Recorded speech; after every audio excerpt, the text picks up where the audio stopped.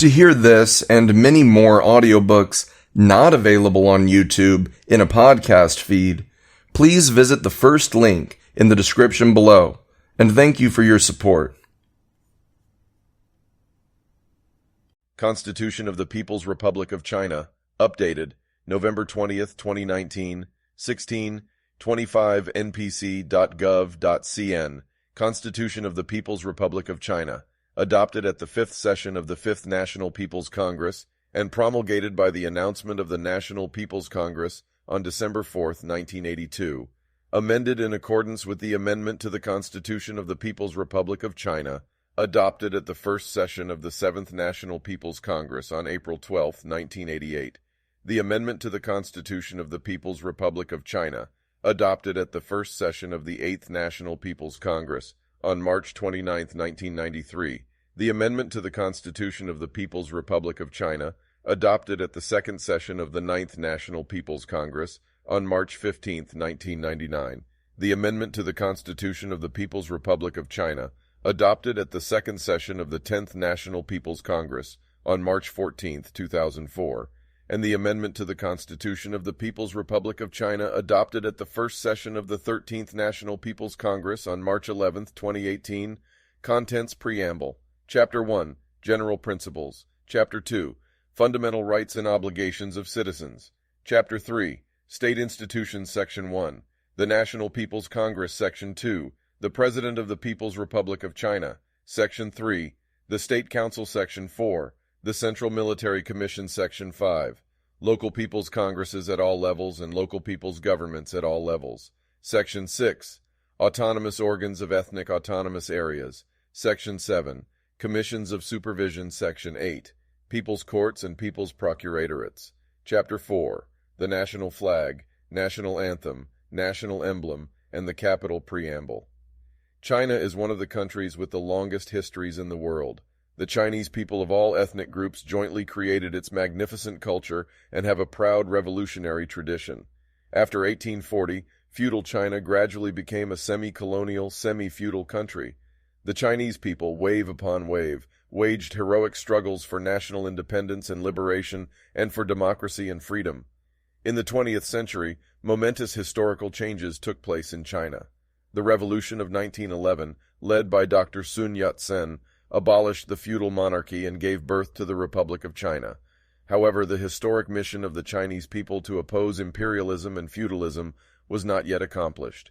In 1949, after engaging in protracted, arduous, and tortuous struggles, armed and in other forms, the Chinese people of all ethnic groups led by the Communist Party of China, with Chairman Mao Zedong as its leader, finally overthrew the rule of imperialism, feudalism, and bureaucrat capitalism, won a great victory in the new democratic revolution, and founded the People's Republic of China. The Chinese people thus secured power and became masters of their own country. After the founding of the People's Republic of China, our country gradually achieved the transition from a new democratic society to a socialist society. The socialist transformation of private ownership of the means of production has been completed, the system of exploitation of man by man abolished, and a socialist system established. The people's democratic dictatorship, led by the working class and based on an alliance of workers and peasants, which in essence is a dictatorship of the proletariat, has been consolidated and developed. The Chinese people and the Chinese People's Liberation Army have defeated imperialist and hegemonist aggression, sabotage and armed provocations, safeguarded national independence and security, and strengthened national defense.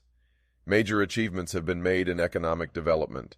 An independent and relatively complete socialist industrial system has now basically been established, and agricultural output has markedly increased. Significant advances have been made in education, science, culture, and other fields, and education about socialist thought has made notable progress. The lives of the people have been considerably improved. Both the victory in China's new democratic revolution and the successes in its socialist cause have been achieved by the Chinese people of all ethnic groups under the leadership of the Communist Party of China and the guidance of Marxism, Leninism, and Mao Zedong. Thought by upholding truth, correcting errors, and surmounting many difficulties and obstacles, our country will long remain in the primary stage of socialism. The fundamental task for our country is to concentrate on achieving socialist modernization along the road of socialism with Chinese characteristics. We, the Chinese people of all ethnic groups, will continue, under the leadership of the Communist Party of China and the guidance of Marxism-Leninism, Mao Zedong thought, Deng Xiaoping theory. The theory of three represents the scientific outlook on development, and Xi Jinping thought on socialism with Chinese characteristics for a new era, to uphold the people's democratic dictatorship, stay on the socialist road, carry out reform and opening up, steadily improve the socialist institutions, develop the socialist market economy and socialist democracy, improve socialist rule of law, apply the new development philosophy, and work hard in a spirit of self-reliance to modernize step by step the country's industry, agriculture, national defense, and science and technology, and promote coordinated material, political, cultural, ethical, social, and ecological advancement in order to build China into a great modern socialist country that is prosperous, strong, democratic, culturally advanced, harmonious, and beautiful, and realize the great rejuvenation of the Chinese nation. In our country, the exploiting class as a class has been eliminated, but class struggle will continue to exist within a certain scope for a long time to come. The people of China must fight against those domestic and foreign forces and elements that are hostile to and undermine our country's socialist system. Taiwan is part of the sacred territory of the People's Republic of China. It is the sacred duty of all the Chinese people, including our fellow Chinese in Taiwan, to achieve the great reunification of the motherland. The cause of building socialism must rely on workers, peasants, and intellectuals, and unite all forces that can be united. Through the long process of revolution, development, and reform, a broad patriotic united front has formed under the leadership of the Communist Party of China, with the participation of other political parties and people's organizations, and including all socialist working people, people involved in building socialism, patriots who support socialism, and patriots who support China's reunification and are dedicated to the rejuvenation of the Chinese nation. This united front will continue to be consolidated and developed. The Chinese People's Political Consultative Conference is a broadly representative organization of the United Front and has played a significant historical role. In the future, it will play an even more important role in the country's political and social life and its friendly foreign activities, in socialist modernization, and in safeguarding the unity and solidarity of the country. The system of multi-party cooperation and political consultation under the leadership of the Communist Party of China will continue and develop long into the future. The People's Republic of China is a unified multi-ethnic state founded by the Chinese people of all ethnic groups. Socialist ethnic relations of equality, unity, mutual assistance, and harmony are established and will continue to be strengthened. In the struggle to safeguard ethnic unity, we should oppose major ethnic group chauvinism, which mainly refers to Han chauvinism, and local ethnic chauvinism. The state makes every effort to promote the shared prosperity of all the country's ethnic groups. The achievements of China's revolution, development, and reform would have been impossible without the support of the world's people. The future of China is closely bound up with the future of the world. China pursues an independent foreign policy, observes the 5 principles of mutual respect for sovereignty and territorial integrity, mutual non-aggression, mutual non-interference in internal affairs, equality and mutual benefit, and peaceful coexistence, keeps to a path of peaceful development, follows a mutually beneficial strategy of opening up, works to develop diplomatic relations and economic and cultural exchanges with other countries, and promotes the building of a human community with a shared future. China consistently opposes imperialism, hegemonism, and colonialism, works to strengthen its solidarity with the people of all other countries, supports oppressed peoples and other developing countries in their just struggles to win and safeguard their independence and develop their economies, and strives to safeguard world peace and promote the cause of human progress. This Constitution affirms in legal form the achievements of the struggles of the Chinese people of all ethnic groups, and stipulates the fundamental system and task of the state. It is the fundamental law of the state, and has supreme legal force. The people of all ethnic groups, all state organs and armed forces, all political parties and social organizations, and all enterprises and public institutions in the country must treat the Constitution as the fundamental standard of conduct. They have a duty to uphold the sanctity of the Constitution and ensure its compliance.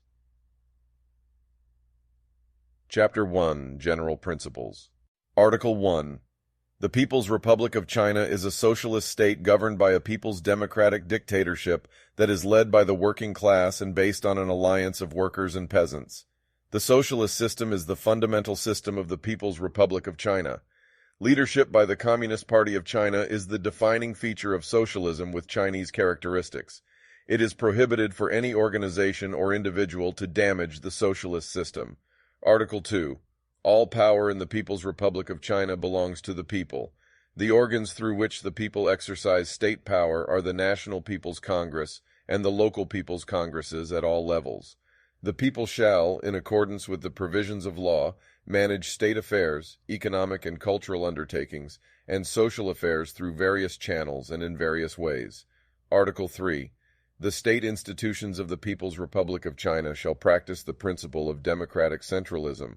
The National People's Congress and the local People's Congresses at all levels shall be created through democratic election, and shall be responsible to the people and subject to their oversight. All administrative, supervisory, adjudicatory, and procuratorial organs of the state shall be created by the People's Congresses, and shall be responsible to them and subject to their oversight. The division of functions and powers between the central and local state institutions shall honor the principle of giving full play to the initiative and motivation of local authorities under the unified leadership of the central authorities. Article 4. All ethnic groups of the People's Republic of China are equal. The state shall protect the lawful rights and interests of all ethnic minorities, and uphold and promote relations of equality, unity, mutual assistance, and harmony among all ethnic groups. Discrimination against and oppression of any ethnic group are prohibited. Any act that undermines the unity of ethnic groups or creates divisions among them is prohibited. The state shall, in light of the characteristics and needs of all ethnic minorities, assist all ethnic minority areas in accelerating their economic and cultural development.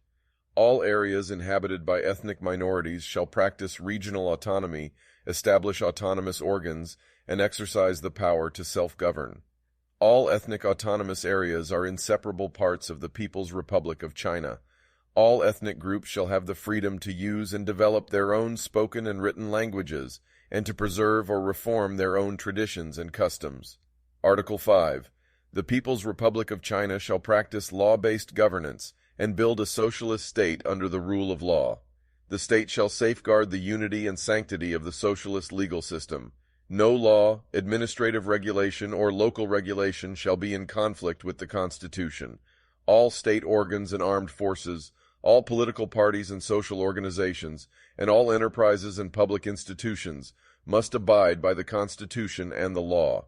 Accountability must be enforced for all acts that violate the Constitution or laws. No organization or individual shall have any privilege beyond the Constitution or the law. Article 6.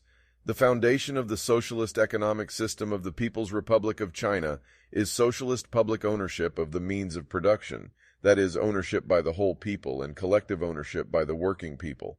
The system of socialist public ownership has eradicated the system of exploitation of man by man, and practices the principle of from each according to his ability, to each according to his work. In the primary stage of socialism, the state shall uphold a fundamental economic system under which public ownership is the mainstay and diverse forms of ownership develop together, and shall uphold an income distribution system under which distribution according to work is the mainstay, while multiple forms of distribution exist alongside it. Article 7. The state sector of the economy, that is, the sector of the socialist economy under ownership by the whole people, shall be the leading force in the economy. The state shall ensure the consolidation and development of the state sector of the economy. Article 8. Rural collective economic organizations shall practice a two-tiered system of both unified and separate operations with household contract management as its basis.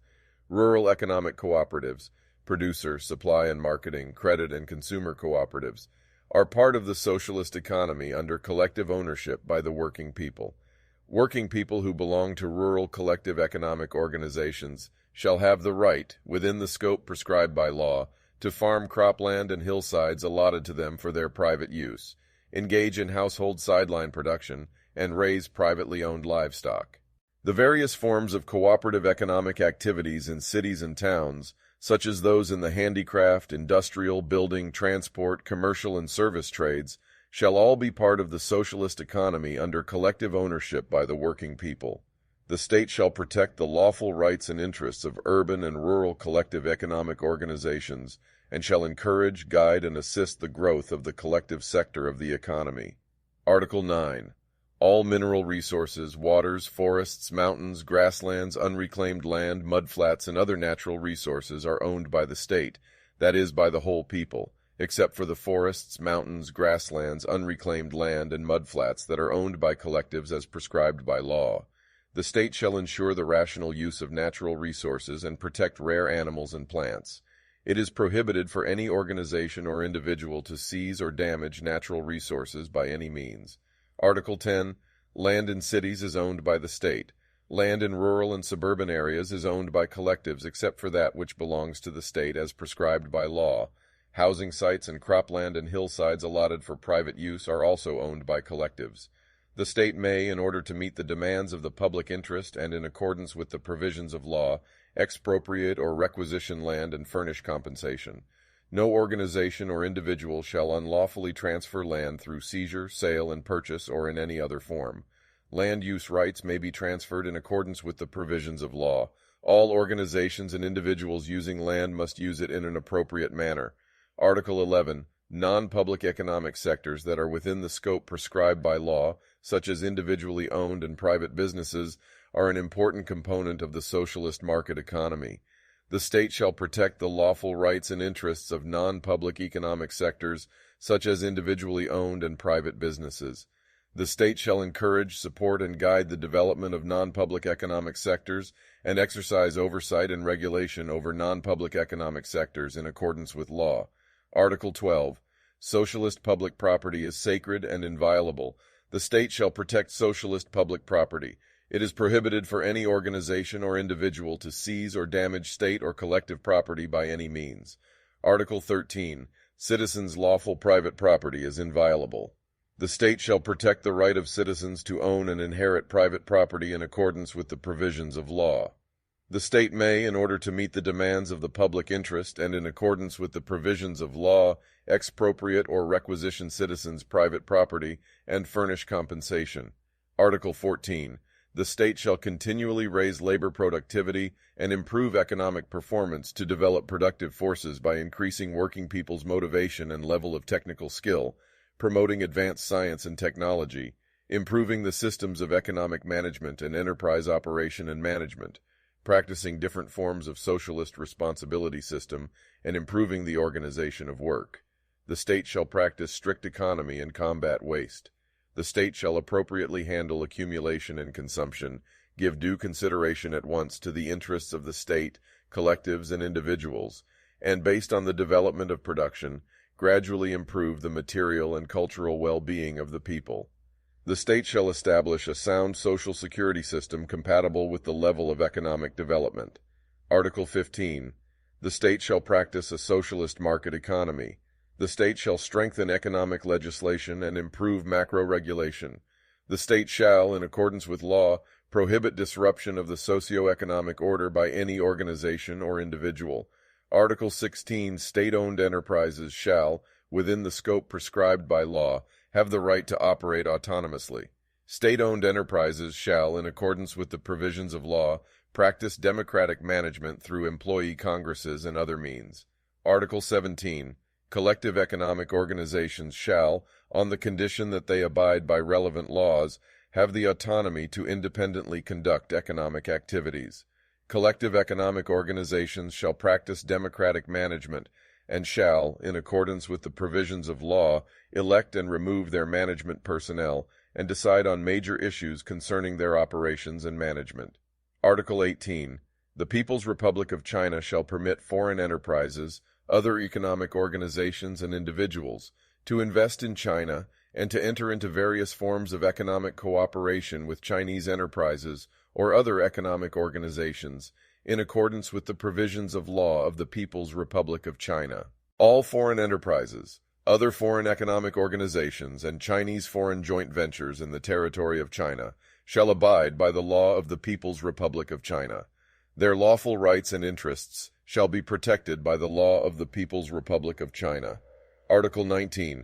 The state shall develop socialist education to raise the scientific and cultural level of the whole nation. The state shall run schools of all types, provide universal compulsory primary education, develop secondary vocational and higher education, and also develop preschool education. The state shall develop different types of educational facilities, eliminate illiteracy, provide political, cultural, scientific, technical, and field-specific education for workers, peasants, state employees, and other working people, and encourage people to become accomplished individuals through self-study.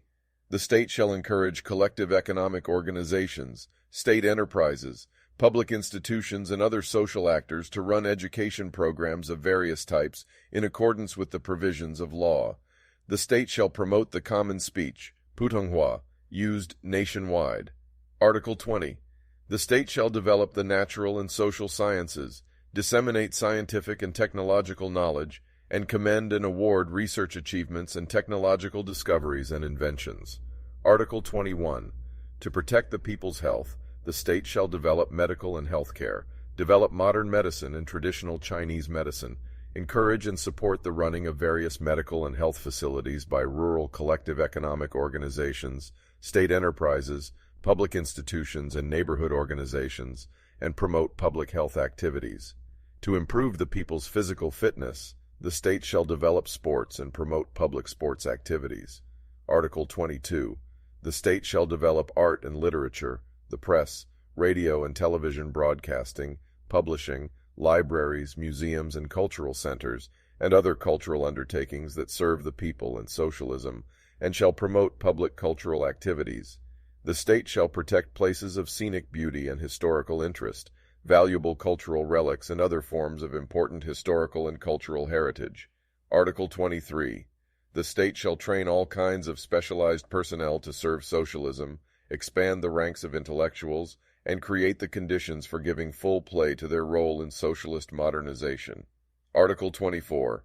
The state shall promote socialist cultural ethical advancement through widely accessible education on ideals, morality, culture, discipline, and law, and through the formulation and observance of different forms of rules of conduct and public pledges among different urban and rural populations. The state shall champion core socialist values, advocate the civic virtues of love for the motherland, for the people, for work, for science, and for socialism, educate the people in patriotism and collectivism, in internationalism and communism, and in dialectical and historical materialism, and combat capitalist, feudal, and other forms of decadent thought. Article 25. The state shall promote family planning to see that population growth is consistent with economic and social development plans. Article 26. The state shall protect and improve living environments and the ecological environment, and prevent and control pollution and other public hazards. The state shall organize and encourage afforestation and protect forests. Article 27.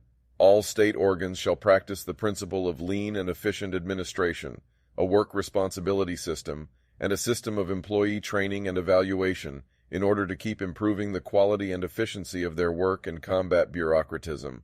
All state organs and state employees must rely on the support of the people, stay engaged with them, listen to their opinions and suggestions, accept their oversight, and work hard to serve them.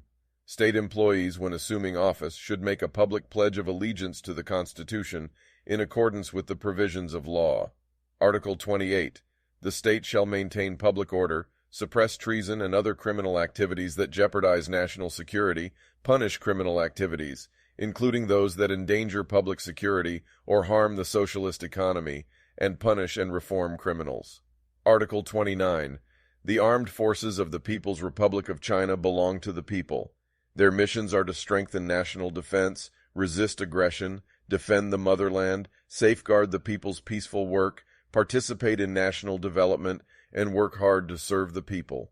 The state shall make the armed forces more revolutionary, more modernized, and better regulated in order to strengthen national defense capabilities. Article 30. The administrative areas of the People's Republic of China shall be delineated as follows. 1. The country consists of provinces, autonomous regions, and cities directly under central government jurisdiction. 2. Provinces and autonomous regions consist of autonomous prefectures, counties, autonomous counties, and cities, and 3 counties and autonomous counties consist of townships, ethnic townships, and towns. Cities directly under central government jurisdiction and other large cities consist of districts and counties. Autonomous prefectures consist of counties, autonomous counties, and cities. All autonomous regions, autonomous prefectures, and autonomous counties are ethnic autonomous areas. Article 31. The state may establish special administrative regions when necessary. The systems instituted in special administrative regions shall, in light of specific circumstances, be prescribed by laws enacted by the National People's Congress. Article 32. The People's Republic of China shall protect the lawful rights and interests of foreigners in the territory of China. Foreigners in the territory of China must abide by the law of the People's Republic of China. The People's Republic of China may grant asylum to foreigners who request it on political grounds. Chapter 2. Fundamental Rights and Obligations of Citizens. Article 33. All persons holding the nationality of the People's Republic of China are citizens of the People's Republic of China. All citizens of the People's Republic of China are equal before the law. The state shall respect and protect human rights. Every citizen shall enjoy the rights prescribed by the Constitution and the law, and must fulfill the obligations prescribed by the Constitution and the law. Article 34. All citizens of the People's Republic of China who have reached the age of 18, regardless of ethnicity, race, gender, occupation, family background, religious belief, level of education, property status, or length of residence, shall have the right to vote and stand for election. Persons deprived of political rights in accordance with law shall be an exception. Article 35. Citizens of the People's Republic of China shall enjoy freedom of speech, the press, assembly, association, procession, and demonstration. Article 36. Citizens of the People's Republic of China shall enjoy freedom of religious belief. No state organ, social organization, or individual shall coerce citizens to believe in or not to believe in any religion, nor shall they discriminate against citizens who believe in or do not believe in any religion. The state shall protect normal religious activities. No one shall use religion to engage in activities that disrupt public order, impair the health of citizens, or interfere with the state's education system. Religious groups and religious affairs shall not be subject to control by foreign forces. Article 37. The personal freedom of citizens of the People's Republic of China shall not be violated. No citizen shall be arrested unless with the approval or by the decision of a people's procuratorate, or by the decision of a people's court, and arrests must be made by a public security organ. Unlawful detention, or the unlawful deprivation or restriction of a citizen's personal freedom by other means, is prohibited. The unlawful search of a citizen's person is prohibited. Article 38. The personal dignity of citizens of the People's Republic of China shall not be violated. It is prohibited to use any means to insult, libel, or falsely accuse citizens. Article 39.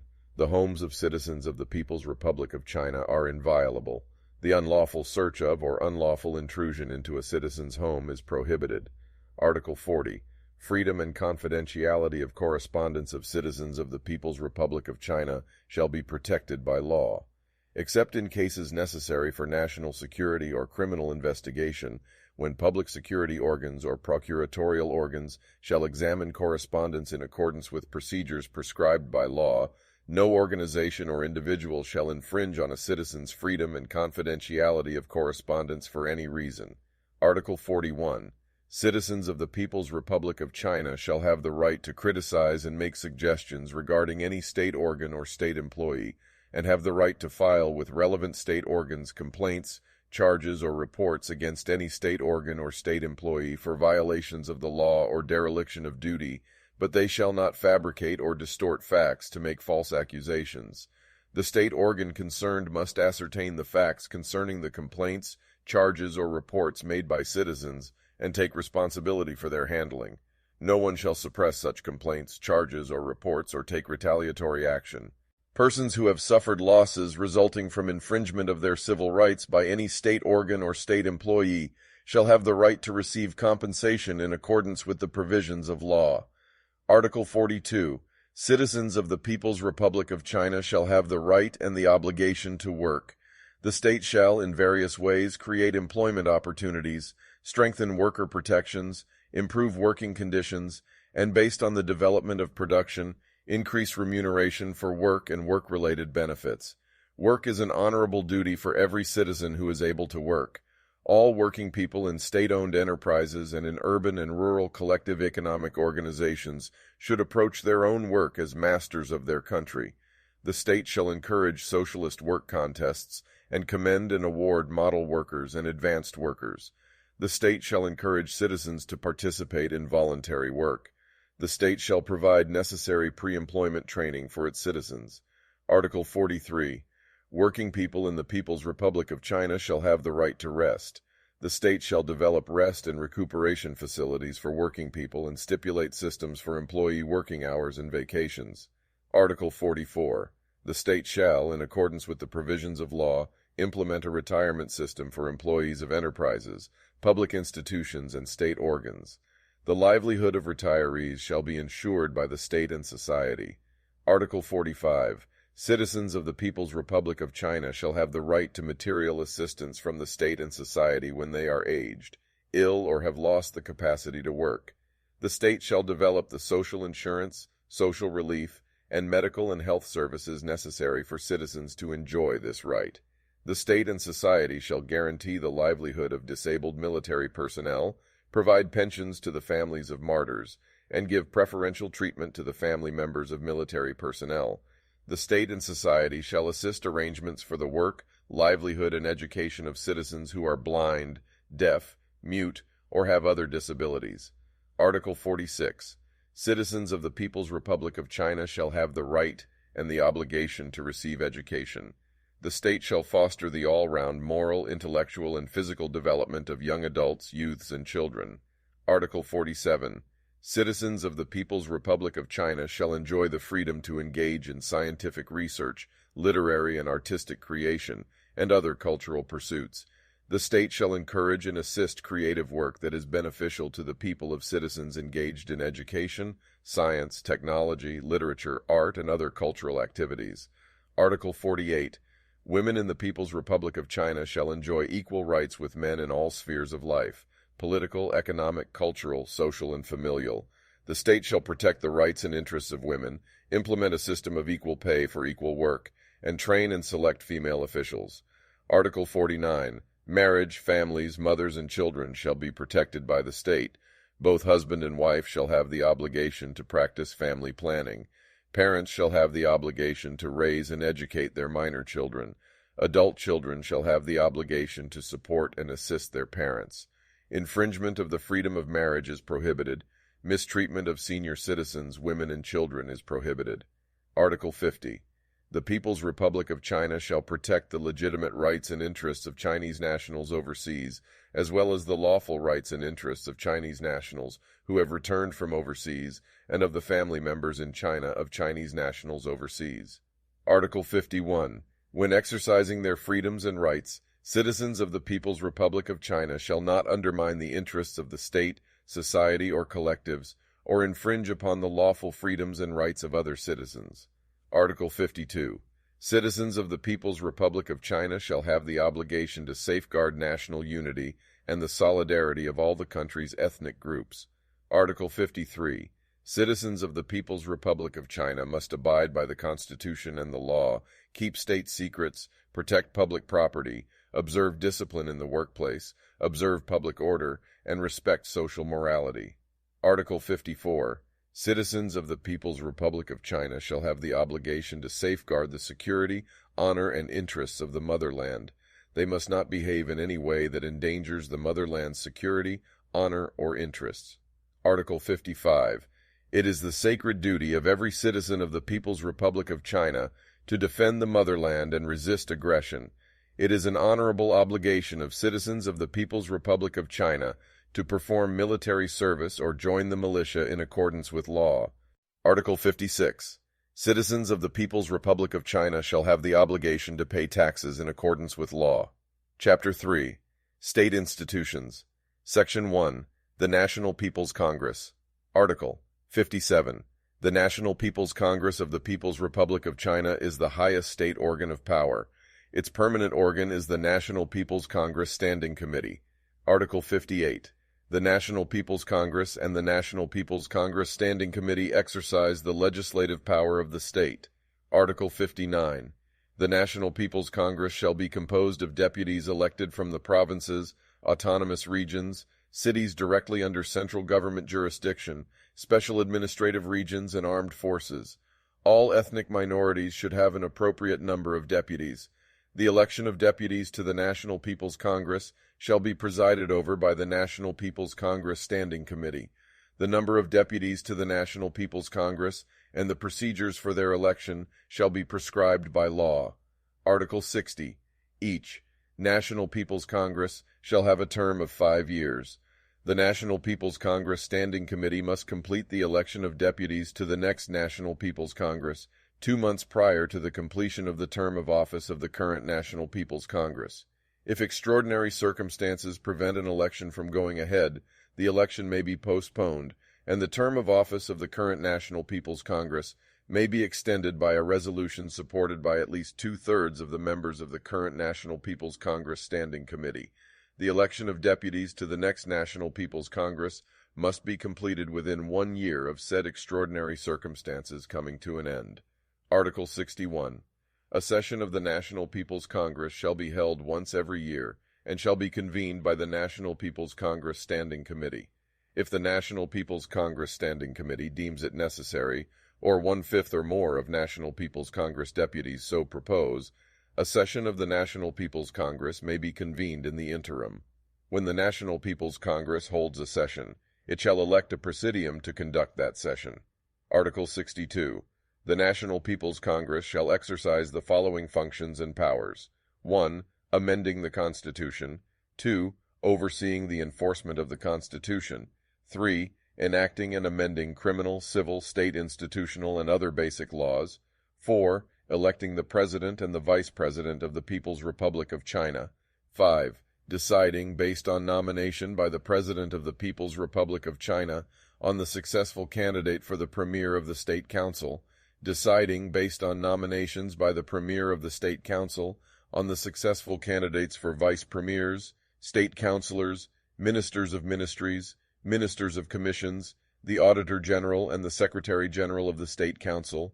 6. Electing the Chairperson of the Central Military Commission, and deciding, based on nominations by the Chairperson of the Central Military Commission, on the successful candidates for other members of the Central Military Commission.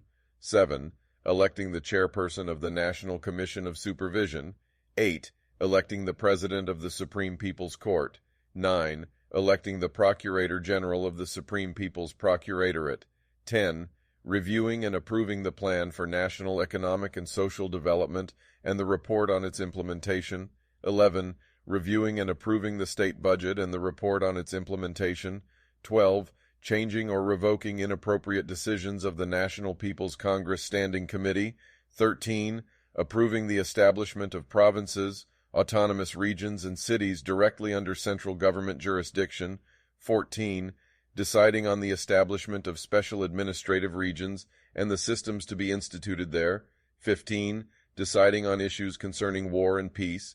And 16. Other functions and powers that the highest state organ of power should exercise. Article 63. The National People's Congress shall have the power to remove from office the following personnel. 1. The President and the Vice President of the People's Republic of China. 2. The Premier, Vice Premiers, State Councilors, Ministers of Ministries, Ministers of Commissions, the Auditor General and the Secretary General of the State Council. 3. The Chairperson of the Central Military Commission and other members of the Central Military Commission. 4. The Chairperson of the National Commission of Supervision. 5. The President of the Supreme People's Court. And 6. The Procurator General of the Supreme People's Procuratorate. Article 64. Amendments to the Constitution must be proposed by the National People's Congress Standing Committee or by 1/5 or more of National People's Congress deputies, and be adopted by a vote of at least 2/3 of National People's Congress deputies. Laws and other proposals shall be adopted by a majority vote of the National People's Congress deputies. Article 65. The National People's Congress Standing Committee shall be composed of the following personnel: a chairperson, vice chairpersons, a secretary general, and members. There should be an appropriate number of ethnic minority deputies who sit as members on the National People's Congress Standing Committee. The National People's Congress shall elect and have the power to remove from office the members of the National People's Congress Standing Committee. Members of the National People's Congress Standing Committee shall not hold office in an administrative, supervisory, adjudicatory, or procuratorial organ of the state. Article 66. Each National People's Congress Standing Committee shall have the same term of office as that of the National People's Congress. It shall exercise its functions and powers until a new standing committee is elected by the next National People's Congress. The chairperson and vice chairpersons of the standing committee shall serve no more than 2 consecutive terms. Article 67. The National People's Congress Standing Committee shall exercise the following functions and powers. 1. Interpreting the Constitution and overseeing its enforcement. 2. Enacting and amending laws other than those that should be enacted by the National People's Congress. 3. When the National People's Congress is out of session, partially supplementing and amending laws enacted by the National People's Congress, but without conflicting with the basic principles of those laws. 4. Interpreting laws. 5. When the National People's Congress is out of session, reviewing and approving partial adjustments to the plan for national economic and social development and the state budget that must be made in the course of implementation. 6. Overseeing the work of the State Council, the Central Military Commission, the National Commission of Supervision, the Supreme People's Court, and the Supreme People's Procuratorate. 7. Revoking administrative regulations, decisions and orders formulated by the State Council that are in conflict with the Constitution or laws. 8. Revoking local regulations and resolutions formulated by the state organs of power in provinces, autonomous regions, and cities directly under central government jurisdiction that are in conflict with the Constitution, laws, or administrative regulations. 9. When the National People's Congress is out of session, deciding based on nominations by the Premier of the State Council on successful candidates for ministers of ministries, ministers of commissions, the Auditor General, and the Secretary General of the State Council. 10. When the National People's Congress is out of session, deciding based on nominations by the Chairperson of the Central Military Commission on successful candidates for other members of the Central Military Commission. 11. Appointing or removing, based on recommendations by the Chairperson of the National Commission of Supervision, Vice Chairpersons, and members of the National Commission of Supervision. 12. Appointing or removing, based on recommendations by the President of the Supreme People's Court, Vice Presidents, Judges, and adjudicatory committee members of the Supreme People's Court, and the President of the Military Court. 13. Appointing or removing, based on recommendations by the Procurator General of the Supreme People's Procuratorate, Deputy Procurators General, Procurators and Procuratorial Committee members of the Supreme People's Procuratorate, and the Chief Procurator of the Military Procuratorate, and approving the appointment or removal of Chief Procurators of the People's Procuratorates of provinces, autonomous regions, and cities directly under central government jurisdiction. 14. Deciding on the appointment or removal of plenipotentiary representatives abroad. 15. Deciding on the ratification or abrogation of treaties and important agreements concluded with foreign countries. 16. Stipulating systems of titles and ranks for military and diplomatic personnel and other field-specific title and ranking systems. 17. Stipulating national medals and titles of honor and deciding on their conferment. 18. Deciding on the granting of special pardons. 19. When the National People's Congress is out of session, in the event of an armed attack on the country or in fulfillment of international treaty obligations concerning common defense against aggression, deciding on declaring a state of war. 20. Deciding on national or local mobilization. 21. Deciding on entering a state of emergency nationwide or in particular provinces, autonomous regions, or cities directly under central government jurisdiction. And 22. Other functions and powers accorded to it by the National People's Congress. Article 68. The chairperson of the National People's Congress Standing Committee shall preside over the work of the National People's Congress Standing Committee and convene meetings of the National People's Congress Standing Committee. The vice chairpersons and the Secretary General shall assist the chairperson in his or her work. The chairperson, vice chairpersons, and the Secretary General constitute a council of chairpersons, which handles the important day-to-day work of the National People's Congress Standing Committee. Article 69. The National People's Congress Standing Committee shall be responsible to the National People's Congress and shall report to the Congress on its work. Article 70. The National People's Congress shall establish an Ethnic Affairs Committee, a Constitution and Law Committee, a Financial and Economic Committee, an Education, Science, Culture, and Public Health Committee, a Foreign Affairs Committee, an Overseas Chinese Affairs Committee, and such other special committees as are necessary. When the National People's Congress is out of session, all special committees shall work under the leadership of the National People's Congress Standing Committee. The special committees shall research, discuss, and draw up relevant proposals under the leadership of the National People's Congress and the National People's Congress Standing Committee. Article 71. When the National People's Congress and the National People's Congress Standing Committee deem it necessary, they may organize investigation committees on specific issues and, based on investigation committee reports, adopt appropriate resolutions. When an investigation committee is conducting an investigation, all state organs, social organizations, and citizens concerned shall have the obligation to provide the committee with the necessary data. Article 72. Deputies to the National People's Congress and members of the National People's Congress Standing Committee shall have the power, in accordance with procedures prescribed by law, to submit proposals within the scope of the respective functions and powers of the National People's Congress and the National People's Congress Standing Committee. Article 73. Deputies to the National People's Congress, when the Congress is in session, and members of the National People's Congress Standing Committee, when the Standing Committee is meeting, shall have the power, in accordance with procedures prescribed by law, to submit inquiries to the State Council or the ministries and commissions under it. Organs that receive such inquiries must take responsibility for answering them. Article 74. Deputies to the National People's Congress shall not be arrested or placed on criminal trial without the consent of the Presidium of the current session of the National People's Congress, or, when the Congress is out of session, the consent of the National People's Congress Standing Committee. Article 75. The statements and votes of National People's Congress deputies at meetings of the National People's Congress shall not be subject to legal liability. Article 76. Deputies to the National People's Congress must play an exemplary role in abiding by the Constitution and the law and keeping state secrets, and in the production, work, and public activities they participate in, assist in the enforcement of the Constitution and the law. Deputies to the National People's Congress should maintain close contact with the organizations and people that elected them, listen to and convey the opinions and demands of the people, and work hard to serve them. Article 77. Deputies to the National People's Congress shall be subject to the oversight of the organizations that elected them. Organizations that have elected deputies shall have the power to remove them from office in accordance with procedures prescribed by law. Article 78. The organization and working procedures of the National People's Congress and the National People's Congress Standing Committee shall be prescribed by law. Section 2. The President of the People's Republic of China. Article 79.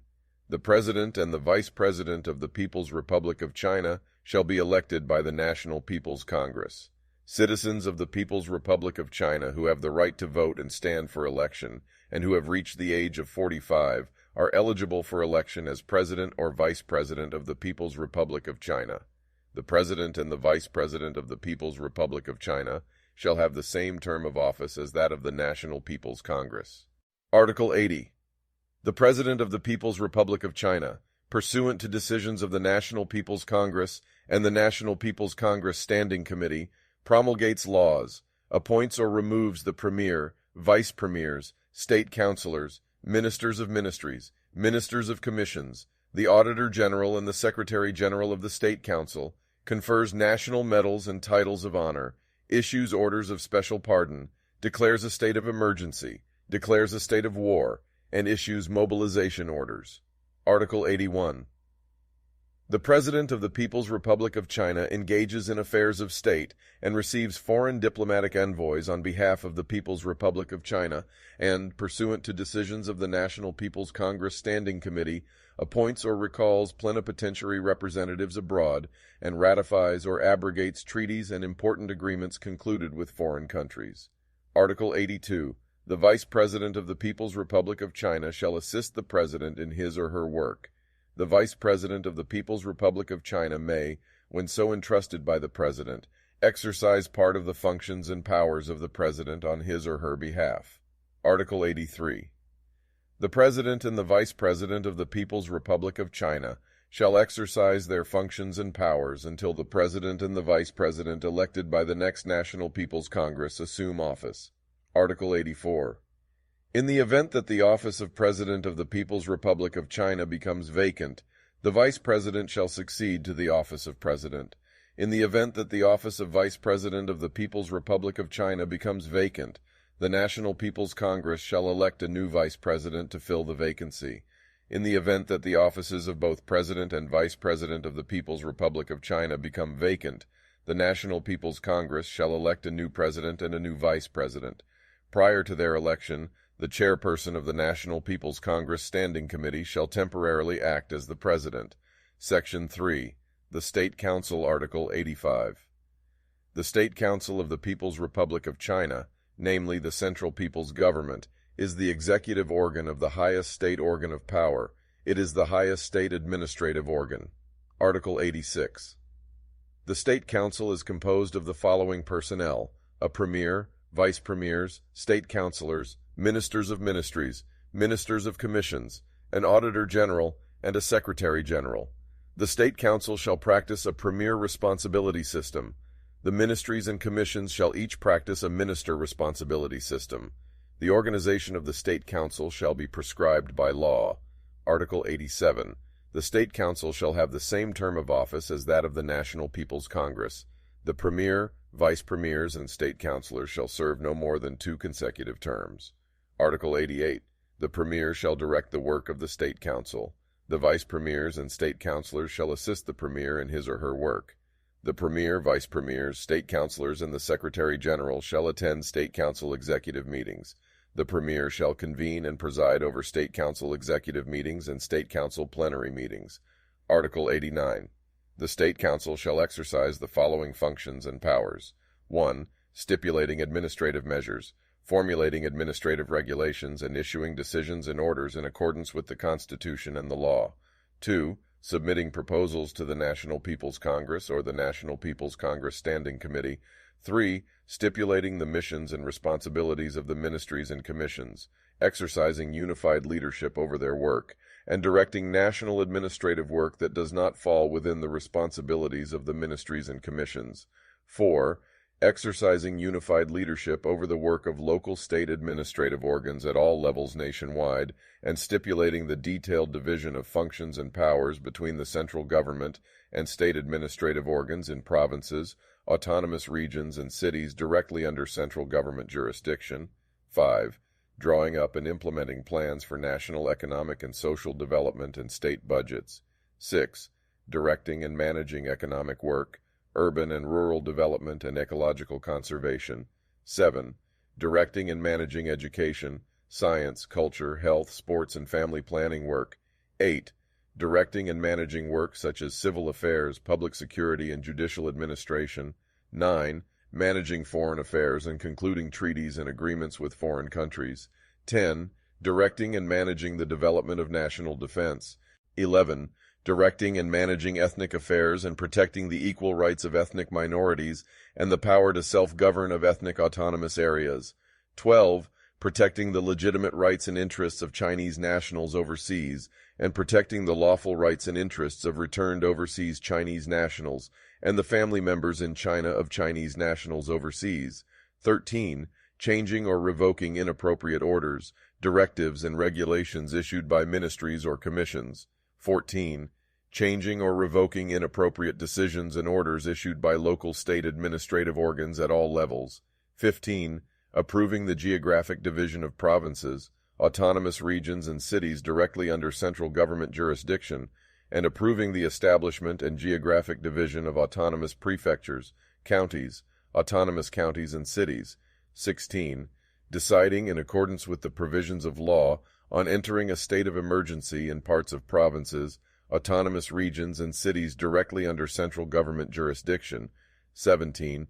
Reviewing and deciding on the staff size of administrative organs, and, in accordance with the provisions of law, appointing or removing, training, evaluating and awarding or punishing administrative personnel, and 18. Other functions and powers accorded to it by the National People's Congress and the National People's Congress Standing Committee. Article 90.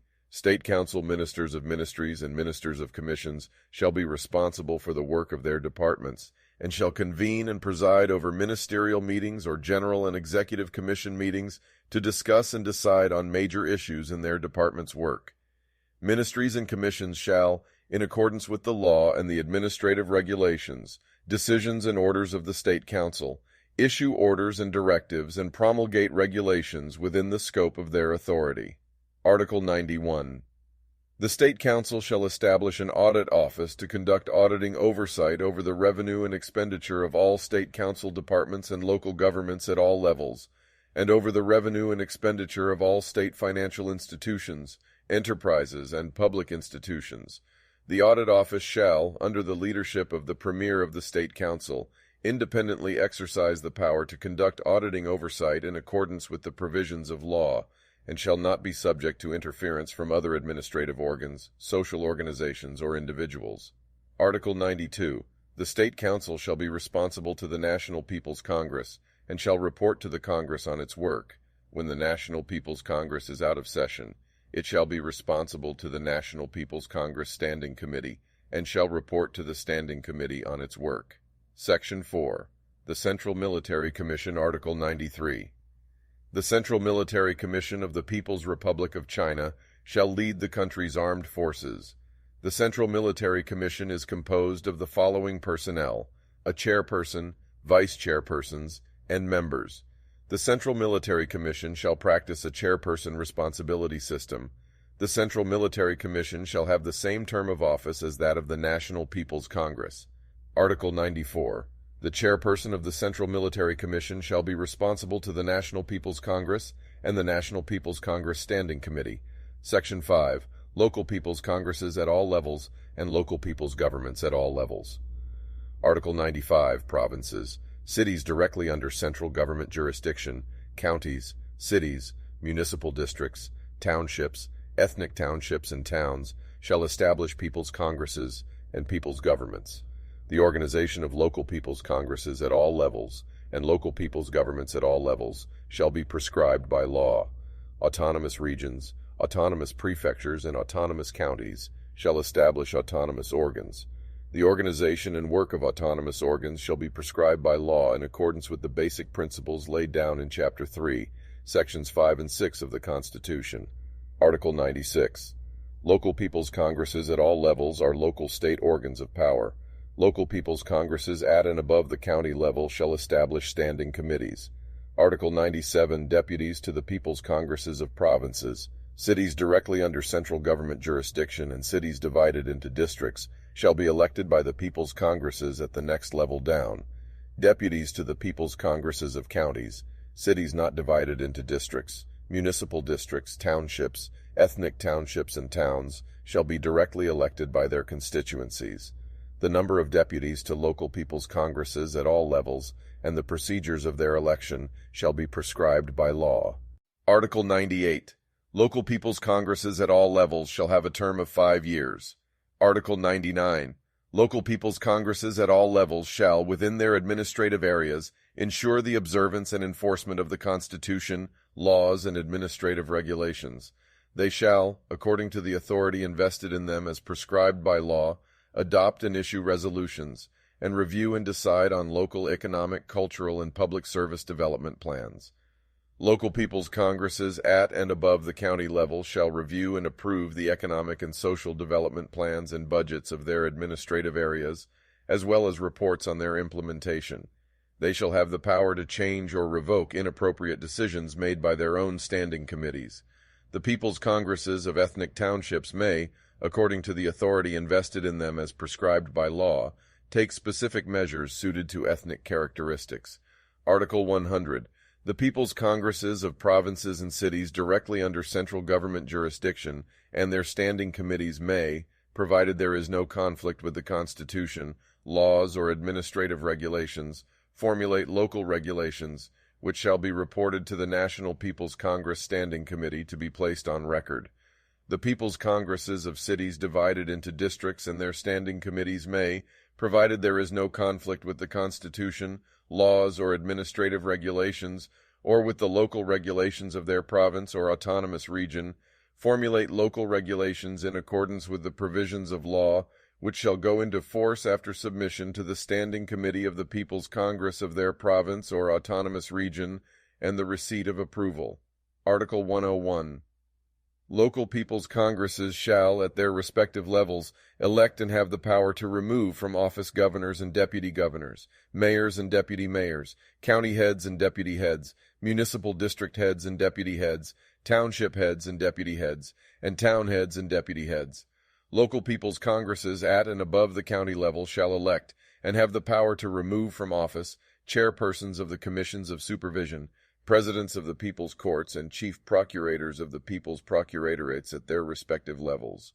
The election or removal of chief procurator of the People's Procuratorate must be reported to the chief procurator of the People's Procuratorate at the next level up for submission to the Standing Committee of the People's Congress at that level for approval.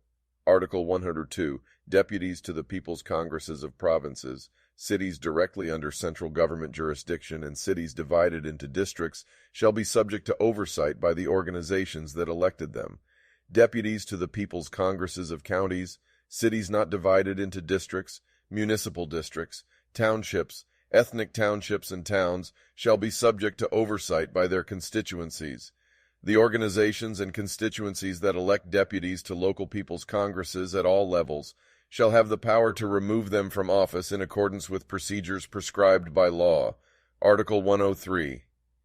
The standing committees of local People's Congresses at and above the county level shall be composed of a chairperson, vice-chairpersons, and members.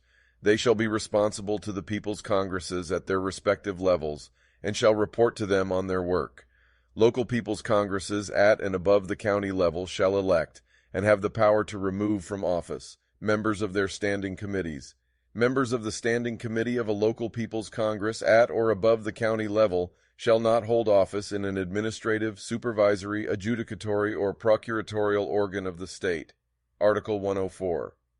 The standing committees of local People's Congresses at and above the county level shall discuss and decide on major issues in all areas of work in their administrative areas, oversee the work of the People's Government, the Commission of Supervision, the People's Court, and the People's Procuratorate at their respective levels, revoke inappropriate decisions and orders made by the People's Government at the same level, revoke inappropriate resolutions adopted by the People's Congress at the next level down, decide on the appointment or removal of employees of state organs according to the authority invested in them as prescribed by law, and when People's Congresses at their level are out of session, remove from office and elect to fill vacancies individual deputies to the People's Congress at the next level up.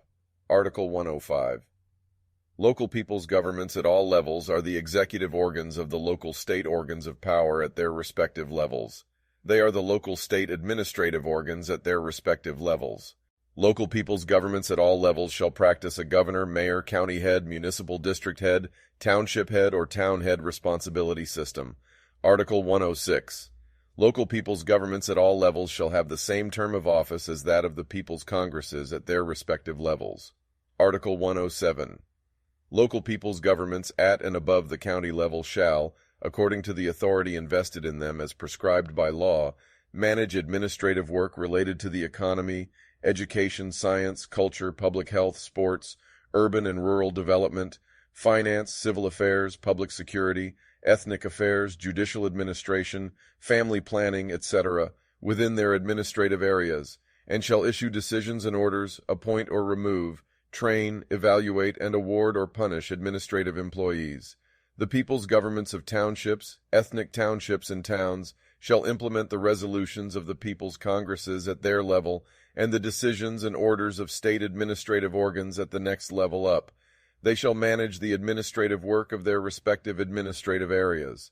The people's governments of provinces and cities directly under central government jurisdiction shall decide on the establishment of townships, ethnic townships, and towns, and their geographic division. Article 108. Local people's governments at and above the county level shall direct the work of their subordinate departments and of the people's governments at the next level down, and shall have the power to change or revoke inappropriate decisions made by their subordinate departments and the people's governments at the next level down. Article 109. Local people's governments at and above the county level shall establish audit offices. Local audit offices at all levels shall, in accordance with the provisions of law, independently exercise the power to conduct auditing oversight. They shall be responsible to the people's government at their level and to the audit office at the next level up. Article 110. Local people's governments at all levels shall be responsible to the people's congresses at their levels, and shall report to them on their work. Local people's governments at and above the county level shall, when the people's congresses at their level are out of session, be responsible to the standing committees of the people's congresses at their level, and shall report to them on their work.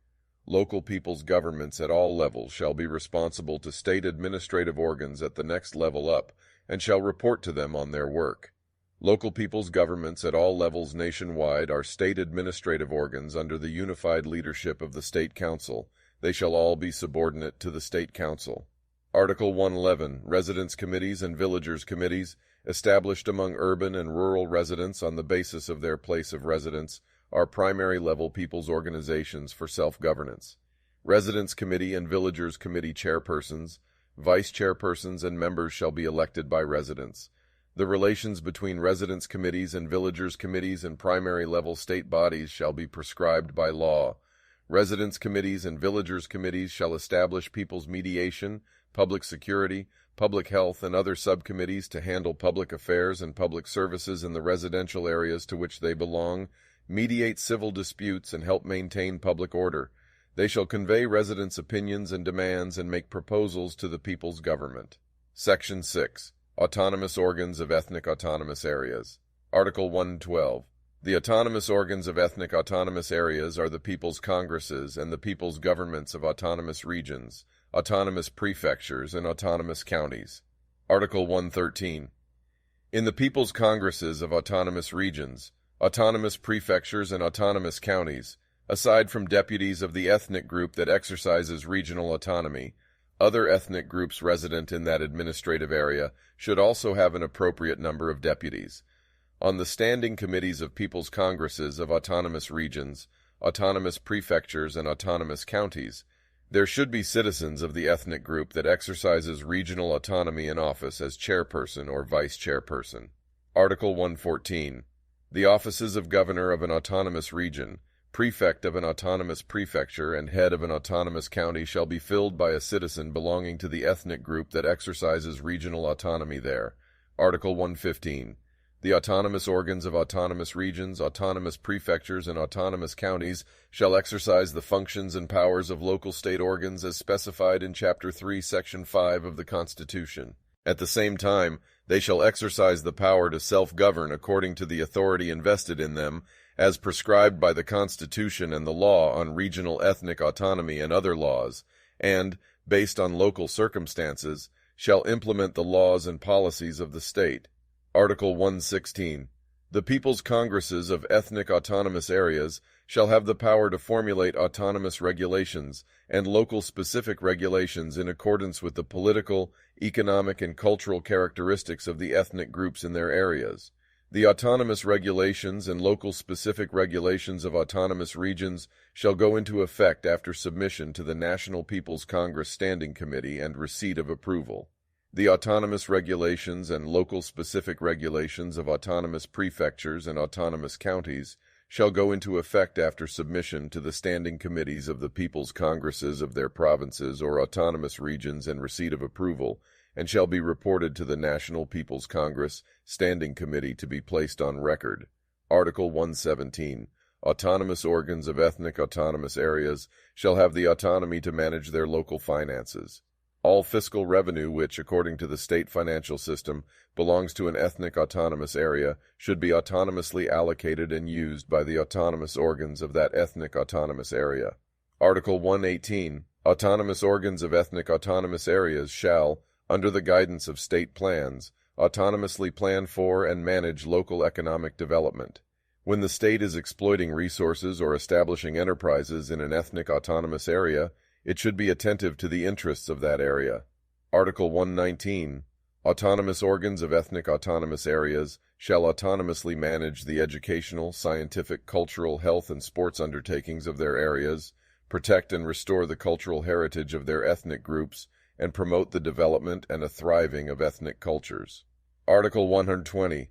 Autonomous organs of ethnic autonomous areas may, in accordance with the military system of the state and local needs, and with the approval of the State Council, organize local public security units to maintain public order. Article 121.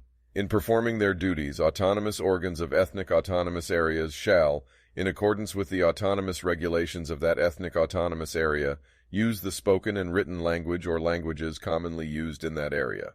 Article 122. The state shall provide financial, material, and technical assistance to ethnic minorities to accelerate their economic and cultural development.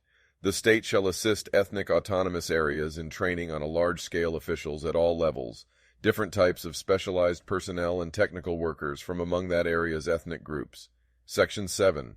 Commissions of Supervision. Article 123. Commissions of Supervision of the People's Republic of China at all levels are the supervisory organs of the state. Article 124. The People's Republic of China shall establish a National Commission of Supervision and local commissions of supervision at all levels. A commission of supervision shall be composed of the following personnel: a chairperson, vice chairpersons, and members. The chairperson of a commission of supervision shall have the same term of office as that of the People's Congress at the same level. The chairperson of the National Commission of Supervision shall serve no more than 2 consecutive terms. The organization, functions, and powers of the commissions of supervision shall be prescribed by law. Article 125. The National Commission of Supervision of the People's Republic of China is the highest supervisory organ. The National Commission of Supervision shall direct the work of local commissions of supervision at all levels. Commissions of supervision at higher levels shall direct the work of those at lower levels. Article 126. The National Commission of Supervision shall be responsible to the National People's Congress and the National People's Congress Standing Committee. Local commissions of supervision at all levels shall be responsible to the state organs of power that created them and to the commissions of supervision at the next level up. Article 127. Commissions of supervision shall, in accordance with the provisions of law, independently exercise supervisory power, and shall not be subject to interference from any administrative organ, social organization, or individual.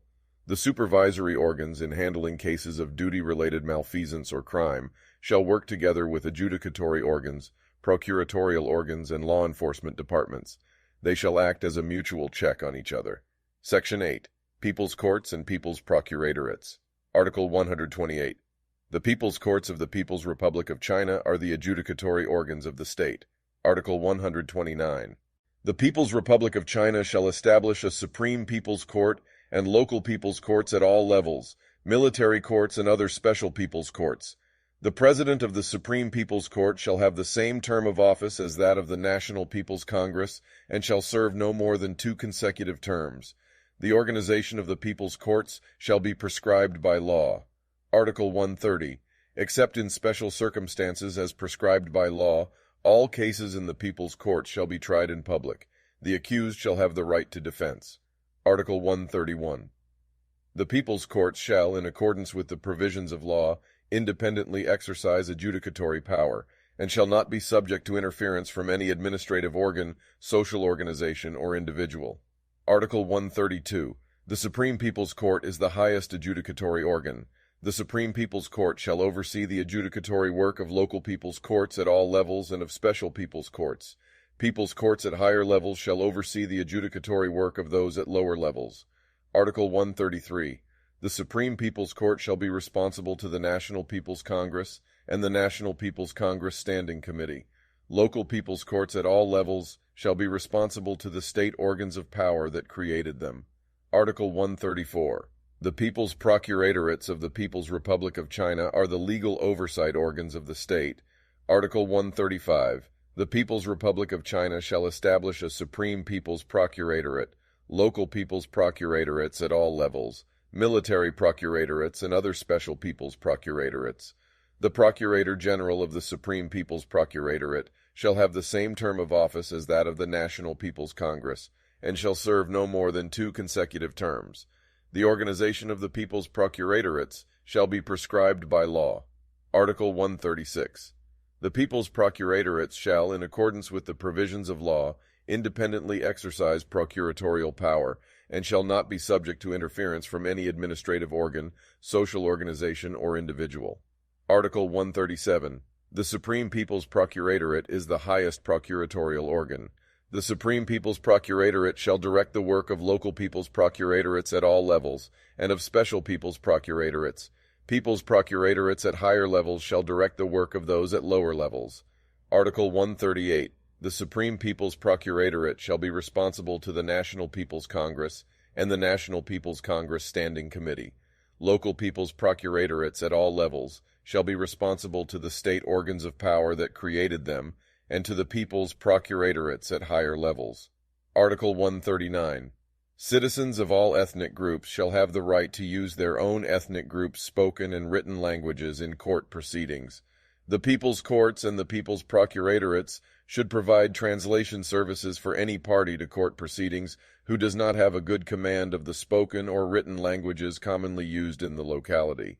In areas inhabited by people of an ethnic minority or by a number of ethnic groups living together, court hearings should be conducted in the language or languages commonly used in the locality. Indictments, judgments, notices, and other documents should be written in the language or languages commonly used in the locality according to actual needs. Article 140. In handling criminal cases, the People's Courts, the People's Procuratorate, and public security organs should each be responsible for their respective tasks, work together with each other, and act as checks on each other to ensure the faithful and effective enforcement of the law. Chapter 4. The National Flag, National Anthem, National Emblem, and the Capital Article, 141. The national flag of the People's Republic of China is a red flag with 5 stars. The national anthem of the People's Republic of China is the March of the Volunteers. Article 142. The national emblem of the People's Republic of China consists of an image of Tiananmen Gate in the center illuminated by 5 stars and encircled by spikes of grain and a cogwheel. Article 143. The capital of the People's Republic of China is Beijing. This English version is provided by the Communist Party of China Central Committee Institute of Party History and Literature.